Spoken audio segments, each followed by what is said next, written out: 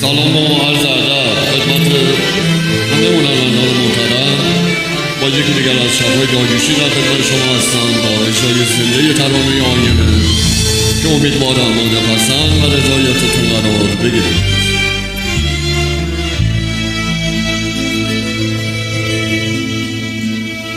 رو میکنم به آینه، رو به خودم داد میزنم، ببین چقدر حقیر شده اوج بلند بودنم.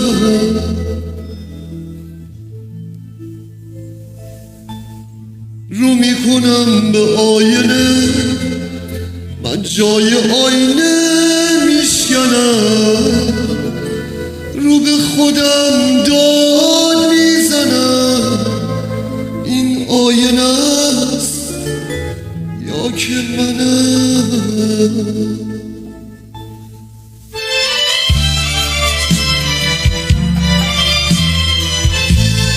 منو محکم شده ای، خسته از هم شده ای، بنده خاک ناپاک، خالی از معنای آدم شده ای. رو میکنم به آینه، رو به خودم داد میزنم، ببین چقدر حقیر شده اوج بلند بودنم.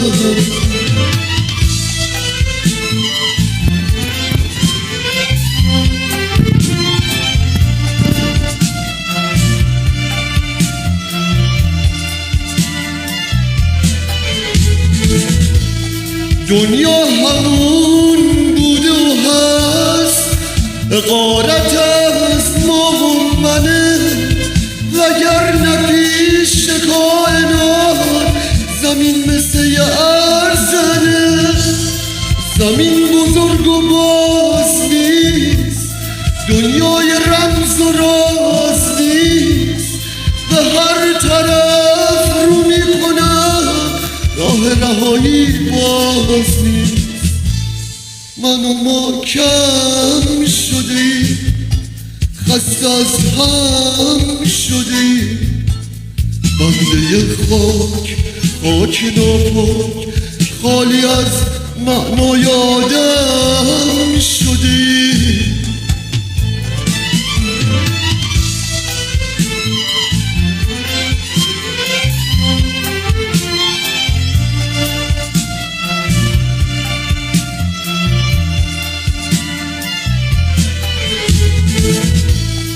دنیا کوچکتر از اونه که ما تصور میکنیم، فقط با یک عکس بزرگ چشمامونو پر میکنیم. به روز ما چی اومده، من و تو خیلی کم شدیم.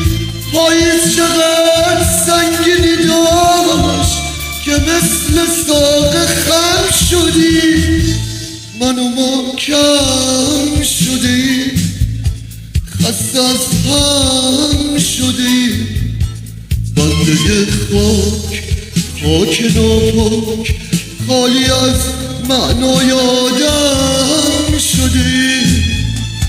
رو میکنم به آینه، رو به خودم داد میزنم، ببین چقدر حقیر شده اوج بلند بودنم.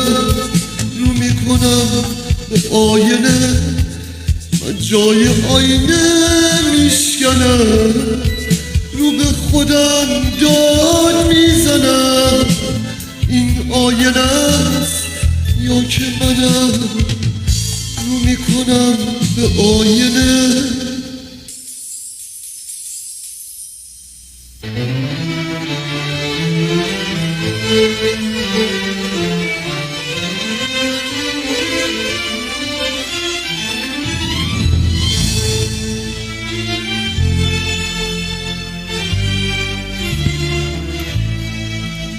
بسیار ممنون و سپاسگزار از همراهی خوب شما عزیزان.